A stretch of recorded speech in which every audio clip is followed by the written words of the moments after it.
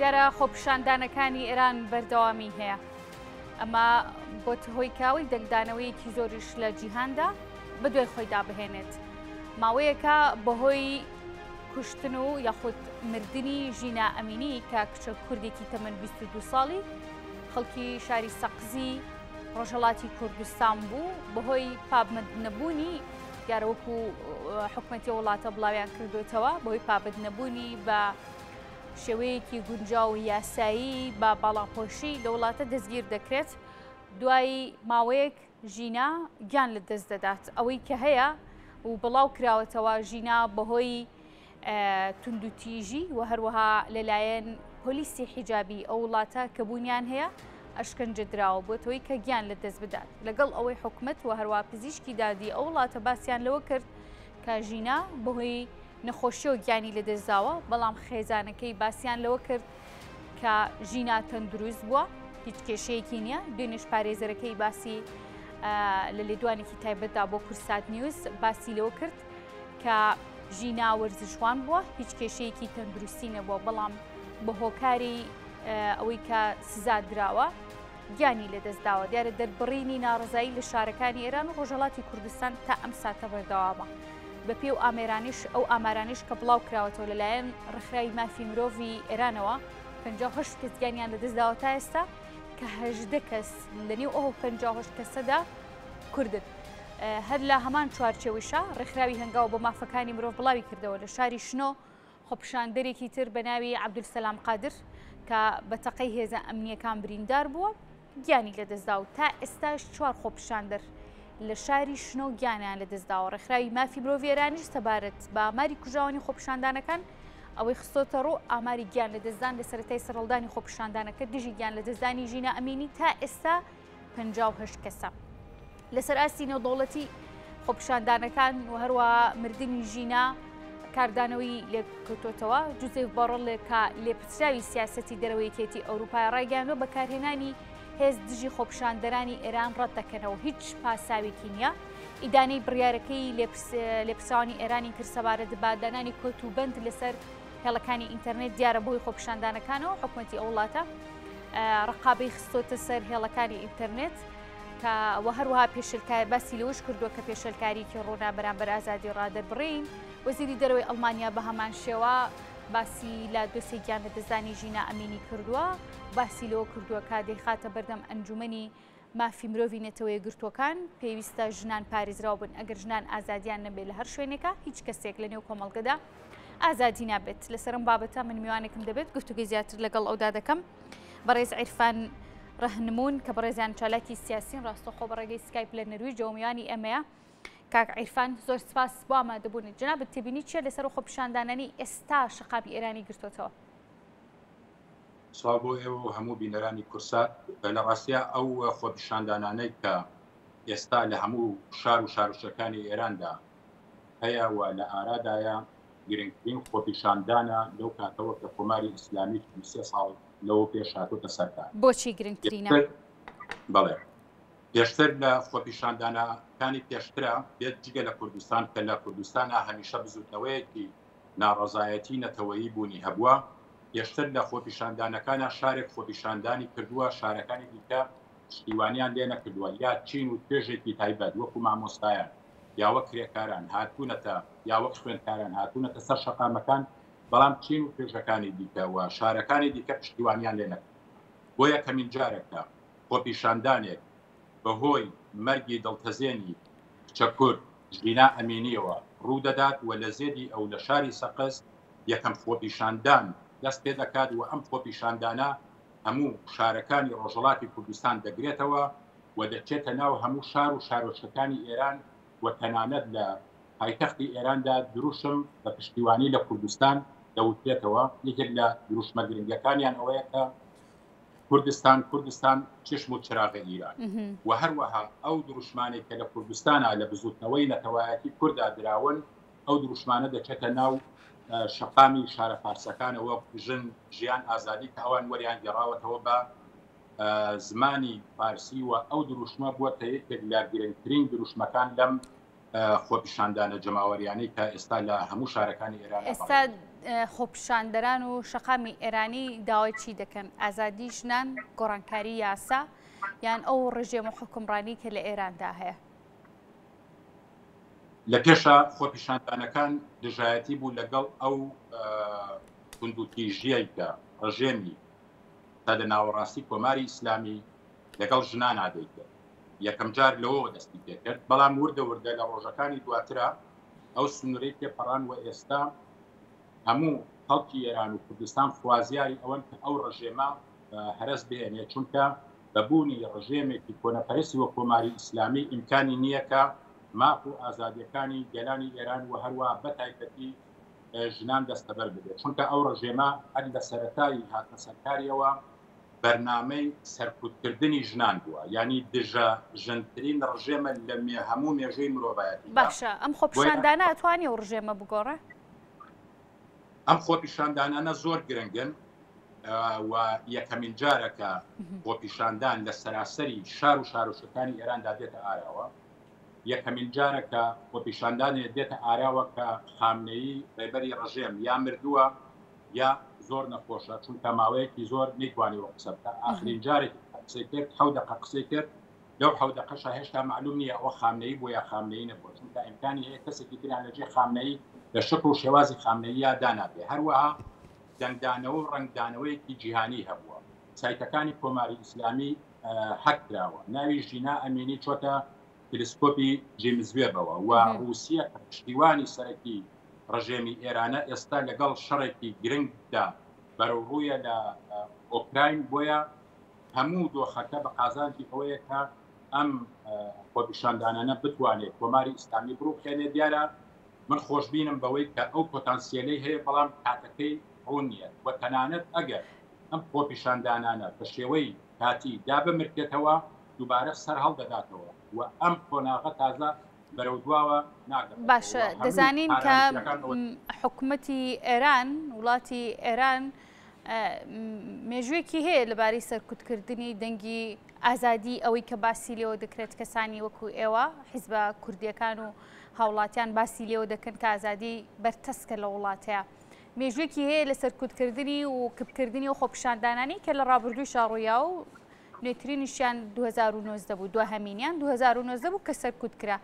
ینی حکوومەتی ئێران لە ئێستا ئەتوانێت ئەم خۆپیشاندانە وەکو ئەوانی دیکە سەرکوت بکا و کب بکاتەوە. جیاوازی خۆپیشاندانی ئەمجارە لەگەڵی ڕابردوو چییە؟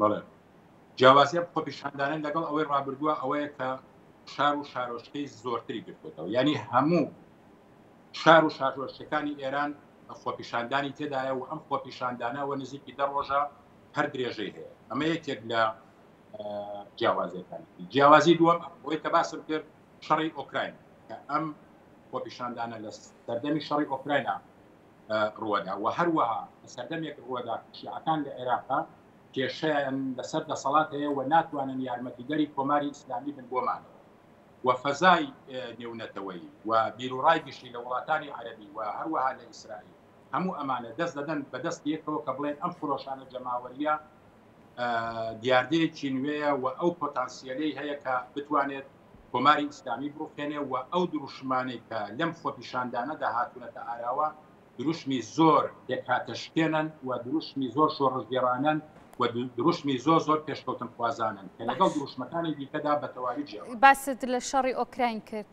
شەڕی ئۆکراین و رووسیا ڕگە کەسانێ گوێبیسمان بن باس لەوە بکەن یان بپرسن شەڕی ئۆکراین چ کاریگەریەکی لە ناوخۆی ئێراندا دروست دەکات، چ کاریگەریەکیشی لەسەر حکوومەتی ئێران هەیە؟ کاریگەریەکی زۆری هەیە، چونکە ڕژێمی ئێران نزیکترین ڕژێم لە ئێرانەوە رووسیایە کە تەنانەت هێزە ئاسایشەکانی رووسیا لە ئێران خەریکن کارەکە بۆ پاراستنی ئەو ڕژێمە. بۆیە ئێستا کە پوتین دەرگیرە شەڕ لەگەڵ ئۆکرایندایە ئەوەندا وەکو جاران نایپەرژێتە سەر ئەوەی کە بێت سەرکوتی خەڵک لە ئێران بکا و وڵاتانی ڕۆژئاواییش ئیجازەی ئەوە بە رووسیا نادەن، چونکە وڵاتانی ڕۆژئاوایی لە یەکێتی نێوان چین، رووسیا و ئێران دەترسن و ئەوە هێڵێکی دژە ڕۆژئاواییە و بە هیچ شێوەیەک ڕێگای ئەوەی پێ نادەن. یعنی بۆ ئەوەی کە رووسیا یا چین لاواز بکرێت دەبێت کۆماری ئیسلامی بڕۆکێ و ئەوە وا دەردەکەوێت کە خەریکە وردە وردە وڵاتانی ڕۆژئاوایی لەسەر ئەوە کۆک دەبن کە یارمەتی بۆ بزوتنەوەی بکەن. ئەستا ئێمە بینیم لە ئاستی میدیادا پشتیوانی بەرین دەکەن. ئەم پشتیوانی بەرینە من کە خۆم لە ئەوروپام پێشتر نەمدیوە لە باپەڕینی 2019دا پشتیوە هەر ئەسەربوونی نەبوو. بەڵام ئێستا مەسەلەر ئەمڕۆ بۆ پیشاندانەکانی ئێران چوەتە لاپەڕەی یەکەمی هەموو ڕۆژنامە گرنگەکانی وڵاتی فەڕەنسا بۆ نمونە فیگارۆ و لیبراسیۆن. باش کاک عرفان دەزانین کە ئێستا پرسێک هاتۆتەوە ئاراوە کە لە 2015 باڵپە سێراوی لە نێوان ئەمریکا و ئێراندا مابەوە ئەویش پرسی ڕێکەوتنامەی ئەتۆمیە و لەم ئەخیرانەوە وا بڕیار بوو کە وردە نێرمی بنوێن هەردوو لا بۆ ئاساییکردنەوەی ئەم ڕەوشە و دووبارە زیندووکردنەوەی ڕێکەوتنامەی ئەتۆمی. ئەم خۆپیشاندانانە کاریگەری لەسەر ئەم ڕێکەوتنە دەبێت و ڕێکەوتنەکەیش چی کاریگە بە دیاریکراوی ئێران لەسەر ڕێی ئێرانی لەسەر ئەم خۆپیشاندانانی ئێران و حکومەتی ئێران دەبێت؟ بەڵێ پێش لەم ڕووداوانە وڵاتانی ڕۆژئاوایی زۆریان پێخۆش بوو کە لەگەڵ ئێراندا ڕێبکەون ئێران نەگا بە چەکی ئەتۆمی وە گەمارۆکان لەسەر ئێراندا ببن. بەڵام هەروەک ئاگادارن لە کۆبوونەوەکانە ئەوە رووسیا بوو کە گوشاری خستە سەر ئێران کە ڕێک لەگەڵ ئەمریکادا ڕێک نەکرد.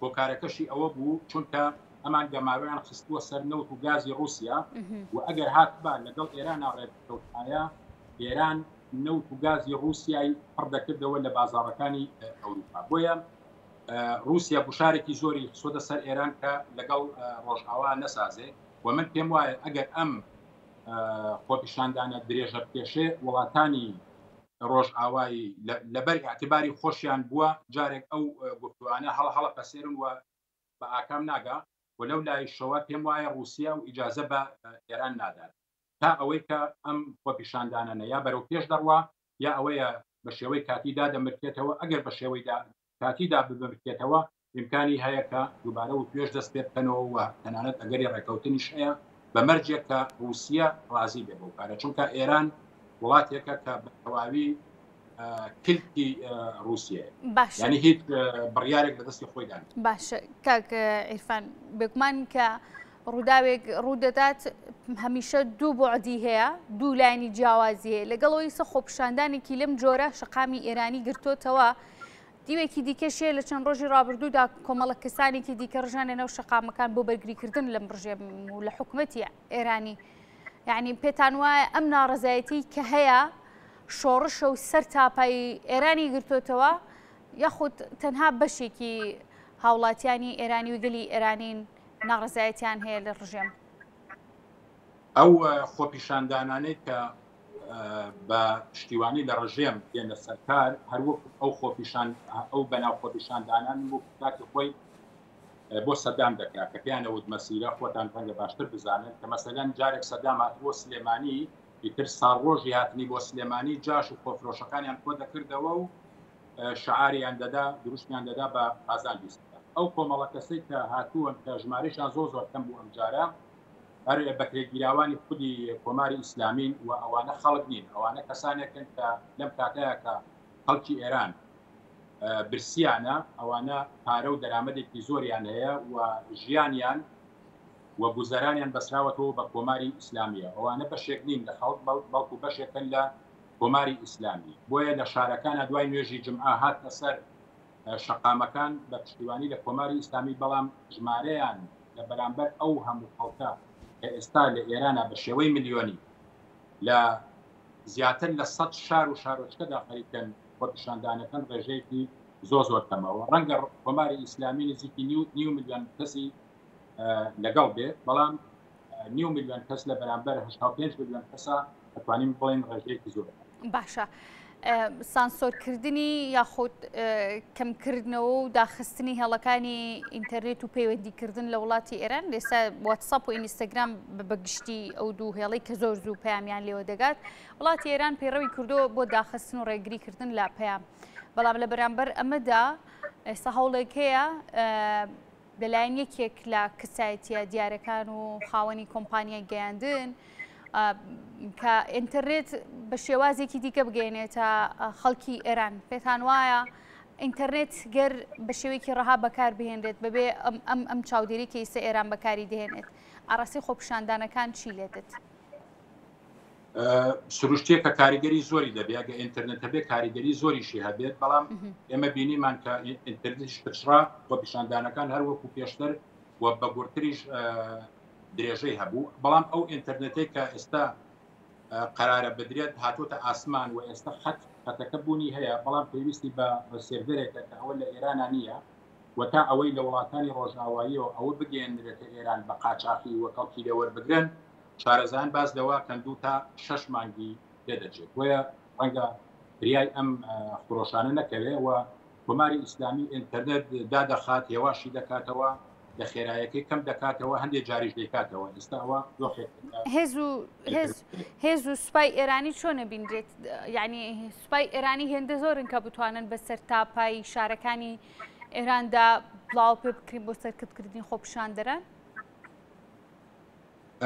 ئێران دیارە سوپایەکی زۆری هەیە، بەڵام ئەگەر هاوکات لە هەموو شار و شارۆچکەکانە خۆپیشاندان درێژەی هەبێ، ژمارەی ئەوان زۆر کەمترە. یعنی هیچ وەخت لە هیچ وڵاتێکە ژمارەی هێزی سەرکوتکەر 1% ژمارەی خەڵک نییە. بۆیە ئەم جارە بۆیە کۆماری ئیسلامی نەیتوانی سەرکوتیکە هۆکاری ئەوە بوو کە لە هەموو شوێنێکە خۆپیشاندان هەبوو، چونکە جاران مەسەلەن ئەگەر لە کوردستانە خۆپیشاندان هەبوایە لە تەبریز و لە هەمەدانەوە هێزی سەرکوتکەریانە نار بۆ کوردستان، بەڵام ئێستاکە لە هەموو شوێنێکە هەیە، بۆیە هێزەکەی کۆماری ئیسلامی هەم ماندوو بووە و هەم هێزەکەشی بەشی ئەوە ناکە. مەسەلەن لە تارانە کاتە بووە لە 20 جێگا لە 15 جێگا لە 15 گەڕەکی تارانە خۆپیشاندان بوونی هەبووە.